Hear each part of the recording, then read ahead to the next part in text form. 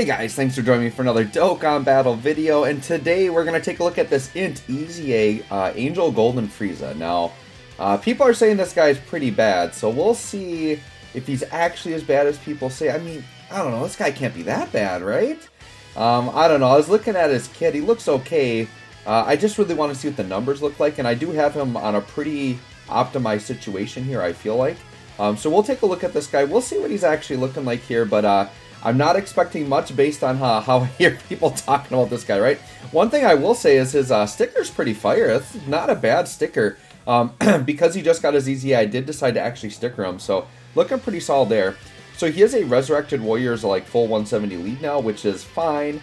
Resurrected Warriors really isn't like the big team people are wanting to run right now, but it's something you could use if you're desperate, right?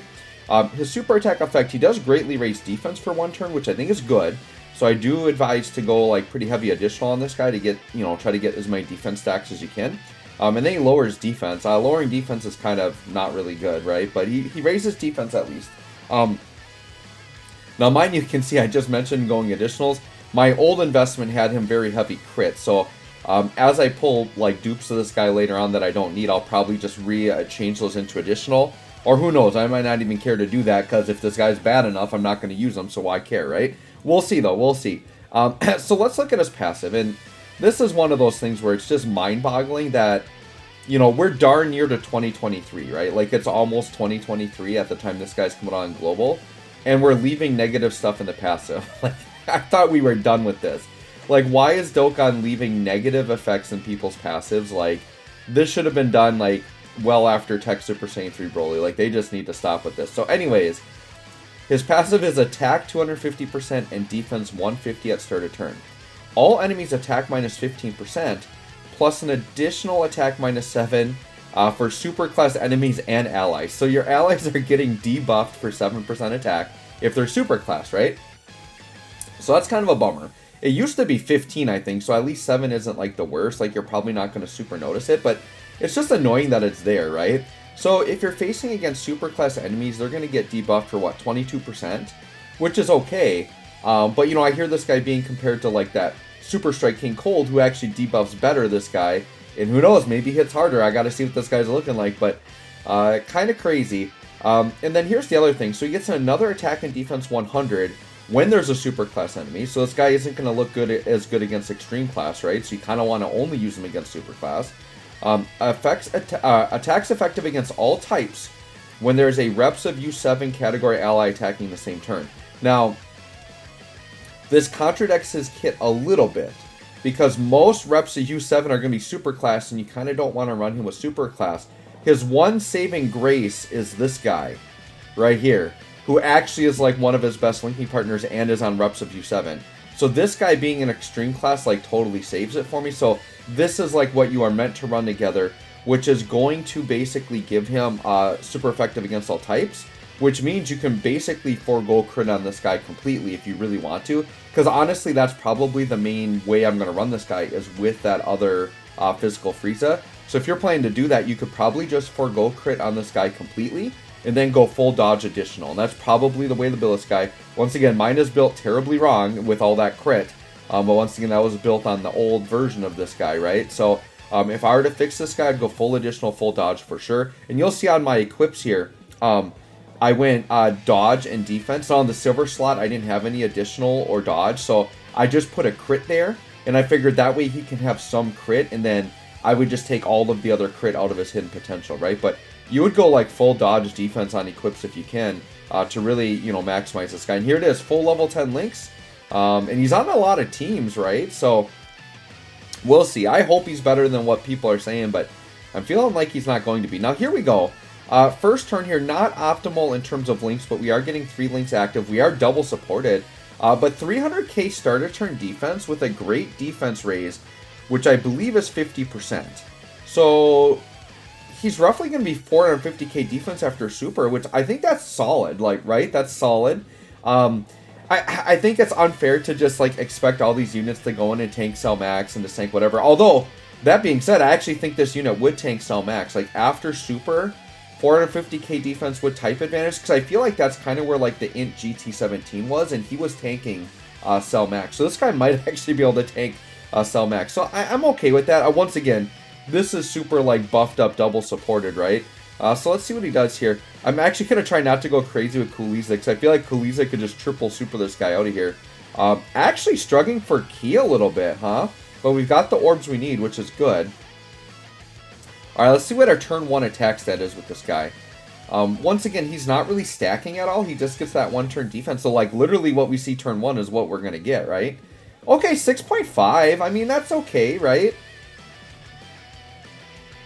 I don't know if... I mean... the thing is like 6.5, like, I can look at that and be like, yeah, that's pretty solid. I guess when you compare him to other units right now, like you compare him to the Gammas and stuff, that's not that great, but I don't know. I feel like that's kind of somewhat in line with what these EZAs are doing. Let's see him. I want to see him optimally linked up, though. And the thing is I think that I could see the argument that this guy's probably like one of the maybe less impressive Dokkan Fest TUR EZAs, but I don't think that necessarily means he's outright bad. I feel like those numbers were pretty okay. I'm actually, 450k defense after super, 6.5 million attack. I think it's just, like, the negative part of his passive is really a bummer. And the attack downing and stuff is, like, good for Super Battle Road, but I do agree. I think King Cold is much better in Super Battle Road than this guy.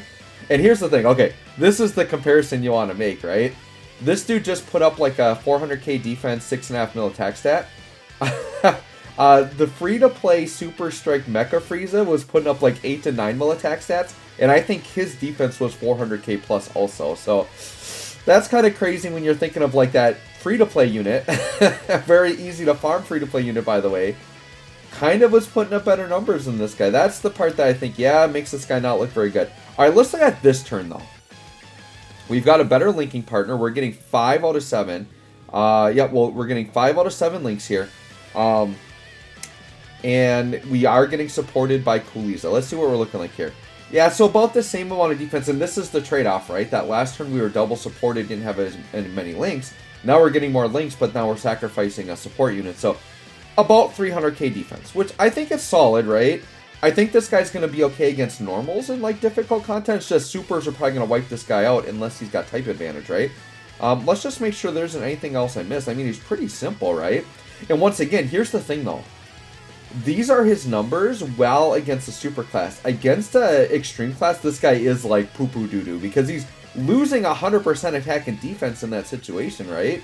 So he's going to look like trash against an extreme class enemy. So you have to be fighting super class for this guy to even have a chance.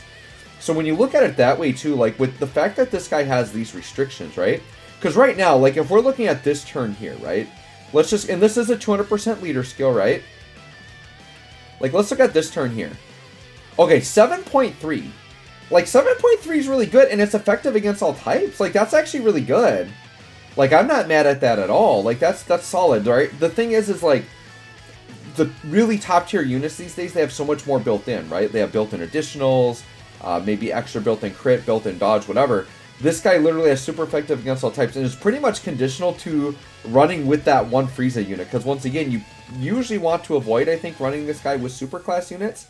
One, he doesn't link well with super class units, and two, he's going to lower their attack a little bit. So I think this pretty much is like the optimal team build you're going to use. I think the big problem with this guy, I think this guy's just getting really overshadowed by other Wicked Bloodline. I actually am okay with these numbers. Like, I don't feel like he's that bad, right? Like, he just put up a 7+ mil attack stat with, like, over 400k defense.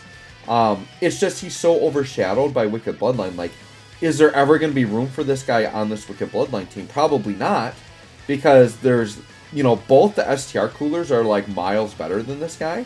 And in order to make this guy look really good, you kind of have to be running him with that physical Frieza, which, I hate to say it, as good as that Frieza was when he first dropped, he's aged quite a bit, right? Like, he stacks defense, which he's got that going for him, but in today's game, I would say he's probably stacking a little bit too slow. To make this guy look decent, you have to bring down your team by bringing another probably not optimal Frieza that you wouldn't want to bring. So there's just like no place for this guy, right? And if you could run him on some of these other teams, but I think all these other teams are probably going to have better options, or you're not going to be able to run this guy with the right setup to look good, right? Because once again, we're dressing him up. Now here's one thing that's kind of cool. He is on Sworn Enemies, so we can actually get the benefit of third form Frieza, which a lot of these units can't do. Now, I would love to put him here and get all those links, but there's no way this Vegeta would survive. So let's just see. So he's 301k defense. Does that change over here? Do we get defense from him? Hold on. Okay, so 301k. So really, that's kind of his ceiling, right? His best situation is 300k starter turn defense. And once again, this is fighting a super class enemy. I think if you're going against Extreme, this guy's going to be terrible. I think in the right situation, once again, you can make this guy look good.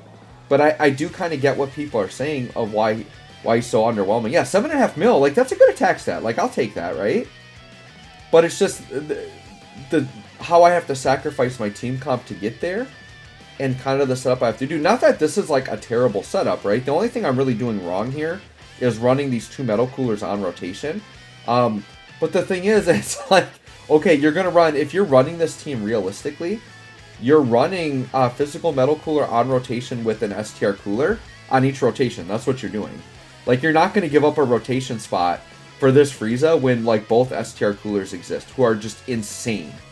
Just insane. So I think this Frieza's problem is more... I do think his actual kit could be better, but I would say the problem is less with his kit and more with the unit surrounding him just being that much better, right? I think this Frieza just doesn't have a place.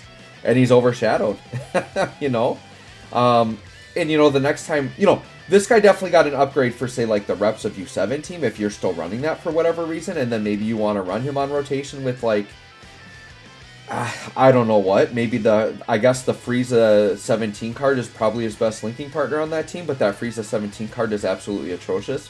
Might be the worst yellow coin LR in the game, like, one of the worst ones on release. Like, just a terrible card, right? So... This guy's just in a wonky spot. It is really cool, though, that he's got a 200% lead right away. Because when JP got this guy, this was before all the cooler stuff. So he definitely wasn't looking as good on JP. We've got a much nicer setup for him here on Global. But yeah, a unit with, like, he's definitely serviceable. 300k defense start a turn. Putting up 7+ mil attack stats, right? Like, I think he's good. He's decent. Like, I actually don't think he's bad. Like, I'm fine calling him good. I think he is good. He's just really overshadowed, but I don't know. He's a decent little unit, right? You can let me know. What are your thoughts on this Frieza, right? Do you like him? Do you not like him? Once again, like, because like, let's put it into perspective, right? If you thought of a team that was really limited. So let's say this was a new Krillin, right? Or let's say they easy-ate a Krillin unit, right? And that Krillin unit was putting up these numbers on the Earthling team, right? So if you said, here's, I don't know, AGL Krillin, the one that pairs with 18, so maybe you're on, well, I guess that's a bad example because this is Universe 7. Let's say the Baba Shop Krillin, right? He already got his EZA. But let's say this was the Baba Shop Krillin, and who knows, the Baba Shop Krillin might be putting up similar numbers. I didn't watch his showcase, but those Baba Shop units did get decent EZAs. But, you know, if you're running an Earthlings team, you know, that Krillin putting up 7.5 mil attack stats with 400k defense, like, you definitely would take that. You'd say, wow, this is a pretty darn good Krillin, right? It's just because of who this unit is and what teams he's on and what he's competing with. The other thing I think that really holds this Frieza back, that I haven't mentioned yet, is that, like I said, I think this type of team is where you want to run him, this Wicked Bloodline team, and he doesn't have big bad bosses. So that is another huge downfall. Now, once again, if you're running him on rotation with the physical Frieza, that's fine, because neither of them have big bad bosses. But, like, really, the STR coolers are just synergizing so much better with this metal cooler, right? So, I know I'm kind of just talking in circles at this point. I think you guys get the idea.